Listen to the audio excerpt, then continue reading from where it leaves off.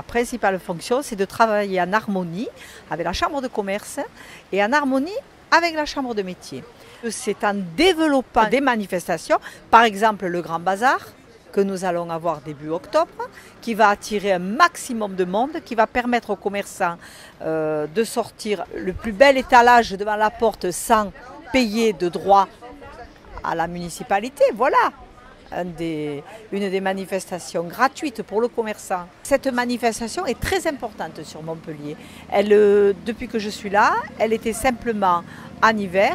Nous l'avons mise également au printemps. Également, la fête des Lumières.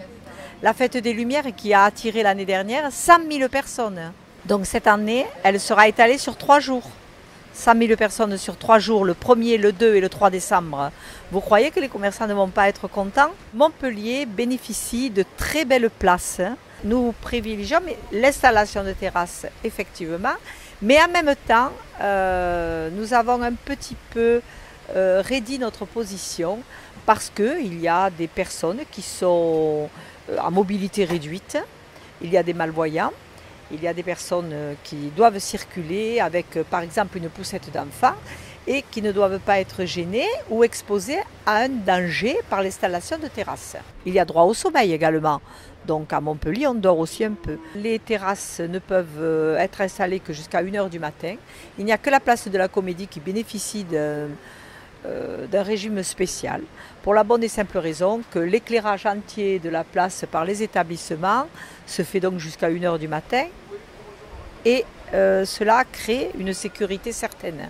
Il a été décidé de les placer avec une certaine esthétique, dans les toiles de tente toutes pareilles, le M de Montpellier, et c'est terminé dans les accords d'Odysseum. C'est Georges Frêche qui leur a donné ce droit, qui est passé devant un notaire d'ailleurs. Ils font partie de la loi Pinel, je ne sais pas qui c'est qui vous a dit qu'ils pouvaient disparaître. Quand je suis arrivée en 2014 et que Philippe Sorel m'a délégué, m'a donné cette délégation du commerce et de l'artisanat et que j'ai trouvé les taxis, effectivement ils étaient dans un état, c'était vraiment pas de panneaux, depuis quand même Philippe Sorel les a installés sur le pont de Sète.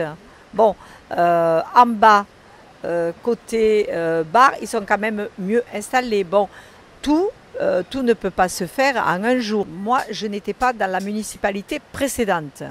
Donc, il y a des choses qui se sont faites sans concertation, qu'on leur a imposées. Et maintenant que les rails sont posés, maintenant que... qu'est-ce que vous voulez que nous fassions? Nous sommes tributaires de certaines installations qui ont été faites et que nous ne pouvons pas détruire. Tout a un coût, Monsieur Dos Santos, et vous savez que Montpellier, c'est 0% d'augmentation.